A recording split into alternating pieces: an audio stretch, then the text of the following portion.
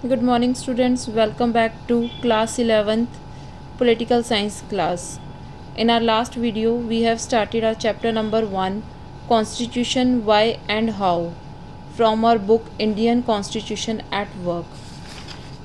And in our chapter 1 number 1 Constitution Why and How we have discussed why do we need a constitution and the authority of a constitution, mode of promulgation, and in today's video we'll start with the substantive provision of a constitution on page number 12. Next topic is substantive provisions of a constitution. क्या क्या सही प्रावधान है constitution में?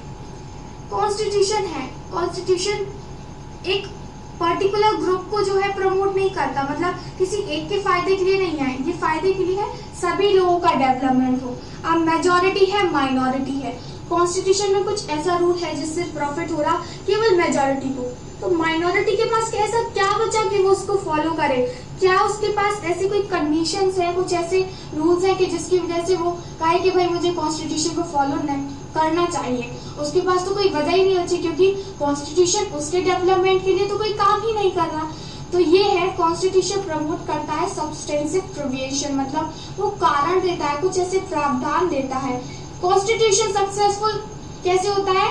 जब वो लोगों को कन्विंस करने में जीत जाए और लोगों को कन्विंस कर ले कि यस वो जो है जो इक्वालिटी है वो प्रमोट कर रहा है। And next topic is balanced institutional design. Now हमने अभी 4 फंक्शन जो है हमारे पहले पार्ट में पढ़े थे कि 4 फंक्शन है कॉन्स्टिट्यूशन के। एक उसमें से ये था कि गवर्नमेंट को जो है पावर होती है पॉलिसीज बनाने की, किस तरह, और कॉन्स्टिट्यूशन उनको बताता है, कॉन्स्टिट्यूशन जो है गवर्नमेंट को पावर देता है, सरकार को पावर देता है कि वो पॉलिसीज बनाए लोगों के बेनिफिट्स के लिए।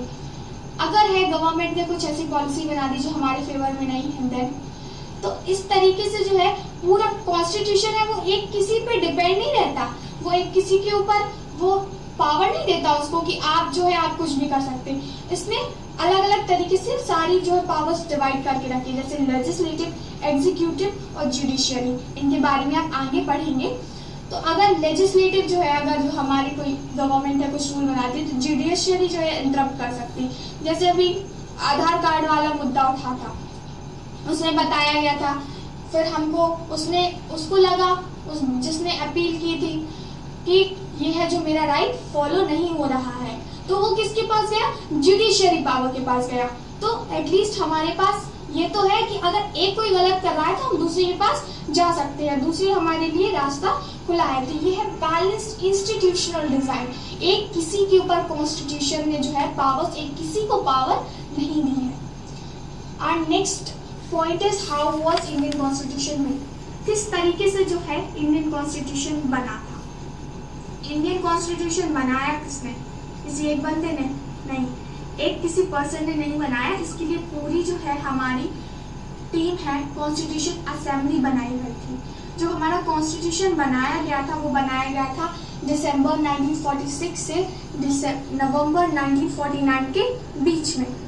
और इंडियन कॉन्स्टिट्यूशन जो है उसमें कॉन्स्टिट्यूशन असेंबली थी जो इनडायरेक्टली इलेक्ट की गई थी। इनडायरेक्टली इलेक्ट की गई थी मतलब लोगों ने अपने यहाँ से पहले रिप्रेजेंटेटिव भेजे, फिर लेजिस्लेटिव असेंबली है, उससे फिर जो है जो हमने मेंबर्स उनको जीते, जिन्हें हमको वोट दिया था, उन्होंने चूज किया कि किसको जाना चाहिए। तो इस तरीके से जो है हमारी इंडियन कॉन्स्टिट्यूशन जो है हमारा बना था, इन सभी लोगों ने है जो मिलकर बनाया था। These topics we will discuss in our next part. If you like, Till then, have a nice day.